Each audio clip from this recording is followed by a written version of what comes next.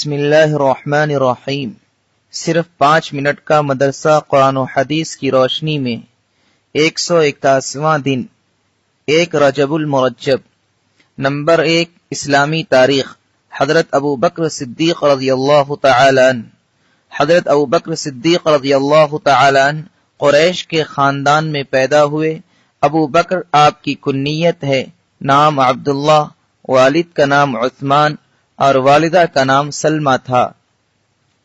آپ بچپن ہی سے نیک طبیعت اور سادہ مزاج انسان تھے۔ زمانہ جہالت میں آپ نے نہ کبھی شراب پی اور نہ کبھی بتوں کو پوجا۔ عمر میں حضور صلی اللہ علیہ وسلم سے 2.5 سال چھوٹے تھے، مگر آپ صلی اللہ علیہ وسلم سے بڑی گہری دوستی اور سچی محبت تھی۔ آپ نے حضور صلی اللہ علیہ وسلم کے اخلاق و عادات کو بہت قریب سے دیکھا تھا۔ جب حضور صلی اللہ علیہ وسلم نے ان کو اسلام کی دعوت دی اور اپنی نبوت کا اعلان کیا تو مردوں میں سب سے پہلے ایمان لانے کی سعادت ان کو نصیب ہوئی، اور حضور صلی اللہ علیہ وسلم کی نبوت کی تصدیق اور زندگی بھر جان و مال سے ساتھ دیتے ہوئے اسلام کی تبلیغ میں مشغول رہے۔ مکہ کی 13 سالہ زندگی میں مشرکوں کی طرف سے پہنچائی جانے والی ہر قسم کی تکلیف کو برداشت کرتے رہے۔ اہم مشورے اور راز کی باتیں حضور صلی اللہ علیہ وسلم نے انہی سے کرتے تھے۔ چنانچہ ہجرت کے موقع پر ابو بکر صدیق رضی اللہ عنہ نے آپ صلی اللہ علیہ وسلم کے ساتھ غار ثور میں 3 دن قیام فرمایا، پھر وہاں سے مدینہ منورہ تشریف لے گئے۔ اسلام کی حفاظت کے لیے ہر موقع پر اپنا مال خرچ کرتے رہے اور دین کی سربلندی کے لیے پوری بہادری کے ساتھ تمام غزوات میں شرکت فرماتے رہے۔ نمبر 2 اللہ کی قدرت۔ مشک اللہ کے خزانے سے آتا ہے۔ مشک ایک بہت ہی قیمتی خوشبو ہے۔ اس کی پیدائش کا معاملہ بہت ہی عجیب و غریب ہے۔ اللہ تعالی نے ایک جانور بنایا ہے جسے ہرن کہتے ہیں۔ اس کی ناف میں خون جمع ہوتا رہتا ہے جو دھیرے دھیرے ایک ڈالے کی شکل اختیار کر لیتا ہے۔ اسی خون کے ڈلے میں اللہ تعالی ایسی خوشبو پیدا کر دیتا ہے جس کو ہم مشک کہتے ہیں۔ ہرن کی ناف میں مشک پیدا ہونے کے بعد اسے تکلیف ہونی شروع ہو جاتی ہے تو وہ درختوں سے اپنے آپ کو رگڑنے لگتا ہے، جس سے وہ ڈلا جنگل میں گر جاتا ہے اور شکاری اسے لے کر بازاروں میں بیچتے ہیں۔ یہ اللہ ہی کی قدرت ہے جو ایک جانور کے خون سے مشک جیسی خوشبو پیدا کر دیتا ہے۔ نمبر 3 ایک فرض کے بارے میں۔ اسلام کی بنیاد۔ رسول اللہ صلی اللہ علیہ وسلم نے فرمایا، اسلام کی بنیاد 5 چیزوں پر ہے۔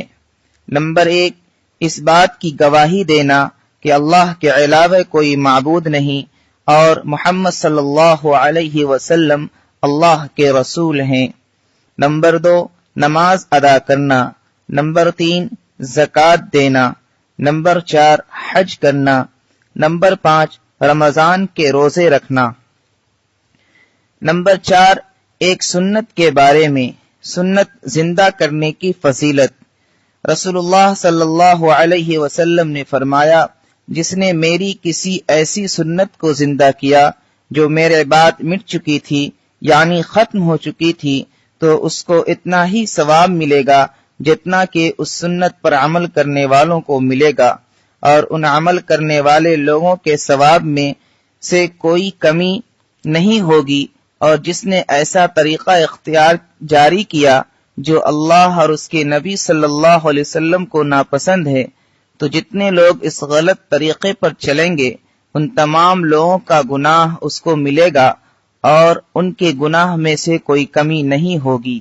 نمبر 5 ایک اہم عمل کی فضیلت۔ نماز اشراق پڑھنا۔ رسول اللہ صلی اللہ علیہ وسلم نے فرمایا، جو شخص نماز فجر سے فارغ ہو کر مصلی پر بیٹھا رہے، یعنی مکروہ وقت گزرنے کے بعد پھر 2 رکعت اشراق کی نماز پڑھے اور ان دونوں نمازوں کے درمیان اچھی باتوں کے علاوہ کچھ نہ بولے تو اس کے گناہ معاف کر دیے جائیں گے۔ اگرچہ سمندر کے جھاگ سے زیادہ ہی کیوں نہ ہو۔ نمبر 6، ایک گناہ کے بارے میں سود کھانے اور کھلانے پر لعنت۔ رسول اللہ صلی اللہ علیہ وسلم نے سود کھانے والے، کھلانے والے، اس کے لکھنے والے اور اس کی گواہی دینے والے پر لعنت فرمائی اور فرمایا کہ گناہ میں سب برابر ہیں۔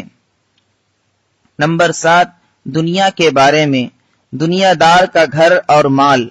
رسول اللہ صلی اللہ علیہ وسلم نے فرمایا، دنیا اس شخص کا گھر ہے جس کا یعنی آخرت میں کوئی گھر نہیں، اور دنیا اس شخص کا مال ہے جس کا آخرت میں کوئی مال نہیں، اور دنیا کے لیے وہ شخص مال جمع کرتا ہے جو ناسمجھ ہے۔ نمبر 8، آخرت کے بارے میں جنت کے زیورات۔ قرآن میں اللہ تعالیٰ فرماتا ہے، جو لوگ ایمان لائے اور نیک اعمال کیے، اللہ تعالیٰ ان کو جنت کے ایسے باغوں میں داخل کریں گے جن کے نیچے نہریں جاری ہوں گی، اور ان باغوں میں ان کو سونے سے بنے ہوئے کنگن اور موتی کے ہار پہنائے جائیں گے، اور ان کا لباس خالص ریشم کا ہوگا۔ نمبر 9، طب نبوی سے علاج۔ علاج تقدیر کے خلاف نہیں۔ حضرت ابو خزامہ رضی اللہ عنہ بیان کرتے ہیں کہ ایک شخص نے رسول اللہ صلی اللہ علیہ وسلم سے عرض کیا، اے اللہ کے رسول، ہم لوگ جو جھاڑ پھونک اور دواؤں کا استعمال کرتے ہیں اور پرہیز کرتے ہیں تو اس سے تقدیر الہی کی مخالفت نہیں ہوتی؟ رسول اللہ صلی اللہ علیہ وسلم نے فرمایا، یہ بھی تقدیر الہی ہے۔ فائدہ، جس طرح مرض اللہ کی طرف سے ہوتا ہے، اسی طرح مرض سے بچنے کی تدبیریں بھی اللہ ہی کی طرف سے وارد ہوئی ہیں، لہذا ان تدبیروں کو اختیار کرنا تقدیر کے خلاف نہیں ہے۔ نمبر 10، قرآن کی نصیحت۔ قرآن میں اللہ تعالیٰ فرماتا ہے، اے انسانوں، تمہارے پاس تمہارے رب کی طرف سے ایک ایسا قرآن آ چکا ہے جو برے کاموں سے رکنے کے لیے نصیحت ہے اور دلوں کی بیماریوں کے لیے شفا ہے اور ایمان والوں کے لیے ہدایت و رحمت ہے۔